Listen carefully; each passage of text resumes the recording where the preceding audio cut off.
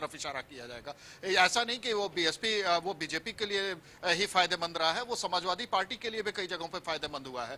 Vote दोनों के कटे हैं, इसमें कोई दो राय नहीं है। हाँ, ये जरूर है कि बीएसपी के लड़ने से एक बड़े पैमाने पे अगर देखा जाए, चूंकि तीसरी सबसे बड़ी पार्टी है उत्तर प्रदेश की, तो एक बड़ा वोट बैंक उसका रहा है। और लेकिन जिस तरीके से बीएसपी लड़ी है, उस बीएसपी के उस लड़ने पे भी थोड़ा सा एक मायूसी सी रही बीएसपी के चाहने वालों में। पिछले कई साल से देखा गया है, खासतौर पर जब से भाजपा उत्तर प्रदेश में आई है, बीएसपी बहुत बैकफुट पर नजर आई है।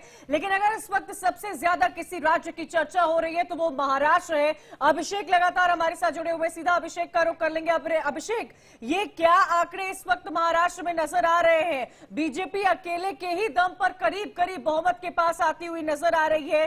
क्या समीकरण आने वाले वक्त में बन सकते हैं? 10 बज चुका है। ये जो इस वक्त हम आंकड़े दिखा रहे हैं, लगभग कुछ ही देर में ये पिक्चर और साफ हो जाएगी, 11-12 बजते ही। लेकिन क्या ये कहा जाए कि अगर ऐसा ही ये जो ट्रेंड चल रहा है वो नतीजों में तब्दील होता है तो आने वाला सीएम जो है वो भाजपा का हो सकता है? बिल्कुल, अगर सही बात है कि अगर यही ट्रेंड चलता रहा और इसी पर अगर बीजेपी आगे आती रही तो बिल्कुल साफ है कि बीजेपी का सीएम होगा, कोई दो मत इस पे नहीं है। लेकिन अब बीजेपी का सीएम कौन होगा यह देखना होगा। सबसे खास बात है कि इस बात को लेकर भी होगी आखिरकार एकनाथ शिंदे और अजित पवार का क्या होगा। जिस तरीके अजित पवार ने लगातार अपनी लाइन अलग ले रखी थी चुनाव प्रचार में, क्या अजित पवार, लेकिन मजेदार बात एक मैं आपको बताऊं अभिषेक, शायद आपको भी इंफॉर्मेशन मिल गई होगी।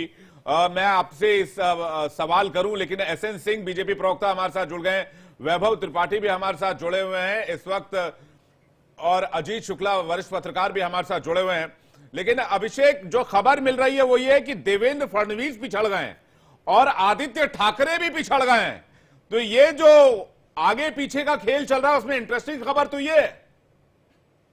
बिल्कुल सही कहा आपने। बिल्कुल ये देखिए, जाहिर बात है शुरुआती रुझान है, बिल्कुल सही कहा आपने। क्योंकि पहला राउंड, दूसरा राउंड, तीसरा राउंड चल रहा है, इसमें पीछे चल रहे हैं बिल्कुल आदित्य ठाकरे पीछे चल रहे हैं, उसके अलावा नवाब मलिक पीछे चल रहा है, नवाब मलिक की बिटिया जो है वो चल रही है पीछे, और उसके अलावा संजय निरुपम चल रहा है पीछे, ताना एनसी चल रही है पीछे। जैसे कई बड़े नाम है बिल्कुल जो पीछे चल रहे हैं, जिसके वजह से बड़ा नुकसान।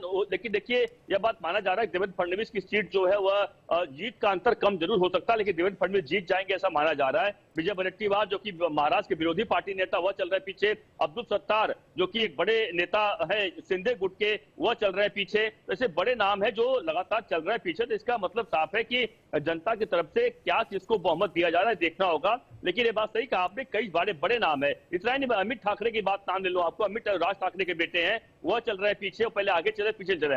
वहीं बाला नांदगांवकर जो शिवड़ी विधानसभा चुनाव लड़ रहे हैं वो भी पीछे हो चुके हैं। वो लग रहा था चुनाव जीत जाएंगे। अभिषेक, क्या समझा जाए, क्या उत्तर प्रदेश के सीएम योगी आदित्यनाथ ने जो बाण महाराष्ट्र में चलाया था वो कामयाब होता नजर आया? क्या बटेंगे तो कटेंगे कि एक रहेंगे तो सेफ है कि राजनीति इस वक्त महाराष्ट्र में कामयाब होती नजर आई? क्योंकि महायुति के ही अजीत पवार लगातार ये कहते हुए नजर आए थे कि महाराष्ट्र में ये सब चलता नहीं है, लेकिन ये साफ तौर पर जो अब तक के स्टैट्स सामने आ रहे हैं वो ये दिखा रहे हैं कि महाराष्ट्र में यही चला है। बिल्कुल सही कहा आपने। बिल्कुल लग रहा है इसको वोट जो पोलराइज होता है ना, यानी वोट को एकत्र करने में बिल्कुल बहुत बड़ा काम किया है योगी आदित्यनाथ का। वह बयान बटेंगे तो कटेंगे, उसके बाद पीएम नरेंद्र मोदी से लेकर हर कोई नेता साफ कह रहा है एक है तो सेफ है। यानी उस बयान को उन्होंने हर किसी ने एंडोर्स किया, भले ही पहली लाइन ना बोली हो, लेकिन हर किसी को समझाने का प्रयास यह किया गया कि हम एक रहेंगे तो सेफ रहेंगे। यानी एकजुटता की बात जो कही गई है, भले ही उसको कांग्रेस ने हिंदुत्व से बिल्कुल भी जोड़ने का प्रयास किया, लेकिन बीजेपी सफल रही। जो उन्हें चाहिए था वह उन्हें मिलने में कामयाबी हासिल हुई है। क्योंकि तमाम देशभक्ति की जहां बात आती है वहां बीजेपी के साथ लोग जाना पसंद करते हैं, यह देखा गया है। और यही कारण है कि, और दूसरी बात, भ्रष्टाचार की बात लगातार देश के प्रधानमंत्री पीएम मोदी अपने भाषण में करते रहे कि भ्रष्टाचार किस तरीके से कांग्रेस ने किया है, कैसे उन्होंने कर्नाटक की बात। अभिषेक, हम आपके पास आएंगे, लेकिन बात झारखंड की करना बहुत जरूरी है क्योंकि झारखंड में इस समय कांटे की टक्कर चल रही है। जेएमएम कांग्रेस की बात करें तो 39 सीटों पर आगे है, बीजेपी 38 सीटों पर आगे है। हमारे साथ बीजेपी के प्रवक्ता एसएन सिंह साहब हैं। एसएन सिंह साहब, महाराष्ट्र में तो महायुति सरकार बनाते हुए दिख रही है, लेकिन झारखंड में मुकाबला अभी भी कांटे का बना हुआ है।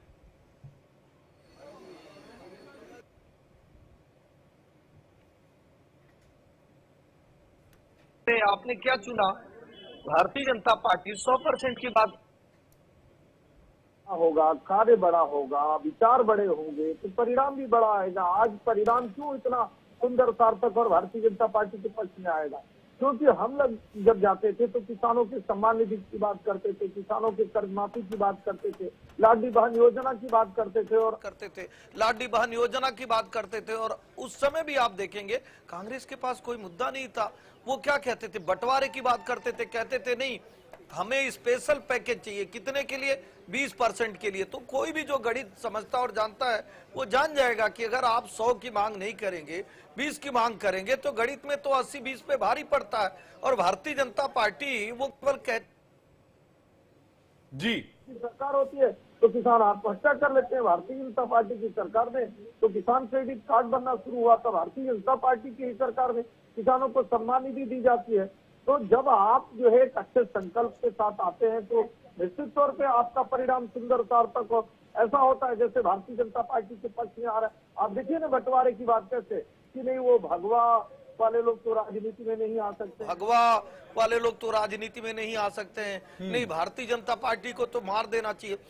आपके पास कोई विजन होता तो आप लेकर जाते कि आपकी सरकार आएगी तो ठीक है, देखना दिलचस्प होगा जैसे जैसे आंकड़े सामने आते जा रहे हैं, पॉलिटिकल सिनारियो की डेवलपमेंट हो रही है। ये देखने को मिल रहा है कि महाराष्ट्र झारखंड में किसकी सरकार बन सकती है। अजीत जी भी हमारे साथ जुड़े हुए हैं, पॉलिटिकल एनालिस्ट।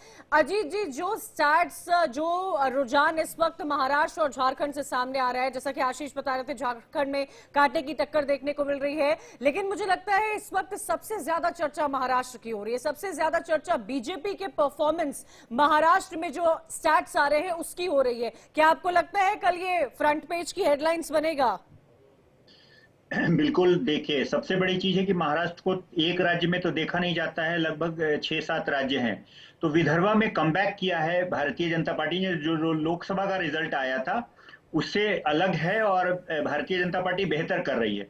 और स्ट्राइक रेट भी भारतीय जनता पार्टी का सबसे बेहतर रहेगा हर जगहों पे, चाहे वो मराठवाड़ा हो या विदर्भा हो या वेस्टर्न महाराष्ट्र हो या नॉर्थ महाराष्ट्र हो। शुक्ला जी, वजह क्या है?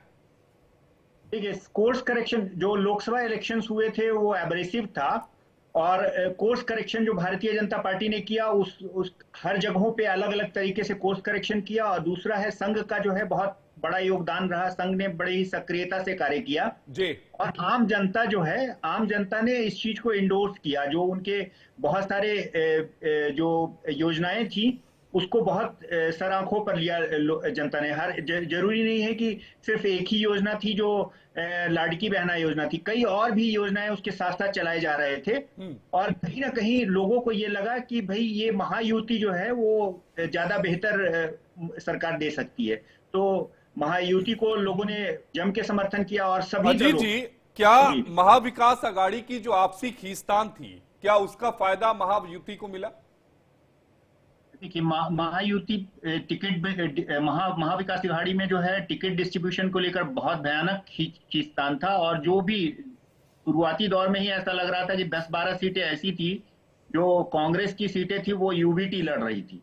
और कांग्रेस बहुत सारे जगहों पे वीक विकेट पे थी। जो यूबीटी की सीट थी जो परंपरागत रूप से शिवसेना लड़ती थी, वो सीटों पर जो है कई सीटों पर कांग्रेस को लड़ना पड़ा। तो शुरुआती दौर में ही ऐसा लग रहा था टिकट डिस्ट्रीब्यूशन को लेकर कि इन लोगों में बहुत ज्यादा खींचतान है। दूसरा चीज है कि भारतीय जनता पार्टी और महायुति कहीं ना कहीं जो रेबल्स फैक्टर था उसको समझाने में और उसको कम करने में बहुत ज्यादा कामयाब रही। और सबसे बड़ी बात यह होती है जनता का वर्डिक्ट है। जनता ने जो है वो महायुति को सर आंखों पर लिया और स्पष्ट रूप से जनादेश दे रहा है। और ये अभी जी, क्या किसान मुद्दा नहीं बन पाए? जो हम अमूमन किसान, खासतौर पर मध्य प्रदेश हो, छत्तीसगढ़ हो, इन राज्यों में किसान एक बहुत बड़ा मुद्दा बनते हुए नजर आते हैं। लेकिन महाराष्ट्र में भी एग्रेरियन क्राइसिस और डिस्ट्रेस एक अहम कंसर्न था, जो शुरुआत से, आज नहीं इससे पहले भी जितने असेंबली इलेक्शंस हुए या लोकसभा चुनाव हुए उसमें एक इंपॉर्टेंट कंसर्न की तरफ से देखा गया। लेकिन आपको क्या लगता है, क्या ये जो तमाम वेलफेयर स्कीम्स हैं इनका जादू छाता हुआ नजर आ रहा है? जो वेलफेयर स्कीम्स थे उसने अच्छे से एड्रेस किया। जो मैसेजिंग था भारतीय जनता पार्टी या महायुति का वो बड़ा ही एकतापूर्ण था और उसका कहीं ना कहीं जनता में ये मैसेज गया कि नहीं, ये मुझे ज्यादा अच्छे से सॉल्व कर सकते हैं, ये लोग तो आपस में लड़ रहे हैं।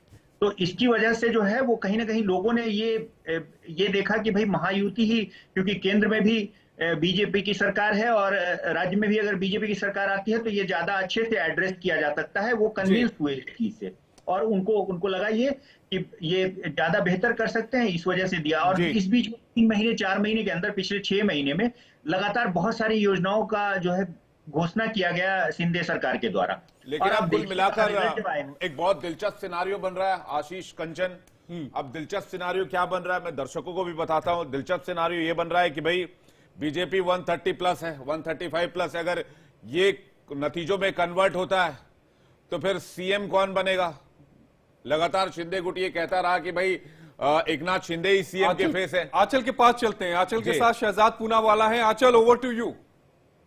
आगे जी शहजाद जी, महाराष्ट्र में तो अच्छा प्रदर्शन कर रहे हैं लेकिन झारखंड में अभी कांटे की टक्कर चल रही है। देखिए, सबसे पहले तो महाराष्ट्र में प्रधानमंत्री नरेंद्र मोदी जी के नेतृत्व में एनडीए की सरकार प्रचंड बहुमत से बनने जा रही है। वहां पर तो स्थितियां क्लियर हो रही है। झारखंड में भी मुझे पूरी उम्मीद है कि 1-1.5 घंटे में जो है ये जो नतीजे आगे पीछे हो रहा है, कई जगहों पर हमें आगे बताया जा रहा है, हम लोग वहां पर भी सरकार बना लेंगे। हम उसके लिए आश्वस्त है। लोगों के मन में ये सवाल है, महाराष्ट्र में सीएम का चेहरा कौन है? महायुति के एनडीए के शानदार जो नेता है उनमें से एक होगा और ये निर्णय शहजाद पूनावाला नहीं करेगा। ये निर्णय किचन कैबिनेट में नहीं होता, ये निर्णय बीजेपी की पार्लियामेंट्री पार्टी एकनाथ शिंदे जी। अब एकनाथ शिंदे जी का, अजीत पवार जी का क्या होगा? उनको क्या भूमिका उनकी रहेगी? क्योंकि सवाल उनकी भूमिका ये रहेगी, अजीत पवार जी, एकनाथ शिंदे जी और बीजेपी पार्लियामेंट्री पार्टी तीनों मिलकर तय करेंगे और हमारे विधायक तय करेंगे कौन होगा अगला मुख्यमंत्री। वही अगर उपचुनाव की बात करें, यूपी की बात करें, तो वहाँ आप लोग कह रहे हैं कि 8 के उसमें आप लोग आगे बढ़ रहे हैं, लेकिन यहाँ देखिए विपक्ष कुछ और कह रहा है और कई जगह पर समाजवादी पार्टी अच्छा प्रदर्शन कर रही है। देखिए, विपक्ष कम से कम ये ना कहे कि इलेक्शन कमीशन गलत काम कर रहा है, ईवीएम खराब है। अभी आपने बताया झारखंड में थोड़ी लीड है उनकी, अभी आपने बताया बायपोल में ठीक कर रहे हैं, तो शाम आते आते 4 बजे 5 बजे। इसी बीच बड़ी खबर का रुख कर लेते हैं। महाराष्ट्र की सभी 288 सीटों के रुझान आ गए हैं। बहुत बड़ी खबर इस वक्त आपको बता रहे हैं। महायुति 200 पार यानी कि 210 सीटों पर इस वक्त आगे चल रही है। महाविकास आघाड़ी सिर्फ 70 सीटों पर आगे है। 288 सीटों के रुझान सामने आ गए हैं। अकेले बीजेपी की बात की जाए तो 135 सीटें बीजेपी को आगे मिलती हुई नजर आ रही है। 145 बहुमत के लिए चाहिए। वही मैं दोबारा उसी सवाल पर आता हूं जो सवाल शहजाद पूनावाला से भी अभी आंचल ने पूछा कि भाई एकनाथ शिंदे का और अजीत पवार का क्या हुआ, उनकी भूमिका क्या रहेगी नई सरकार में, जबकि एकनाथ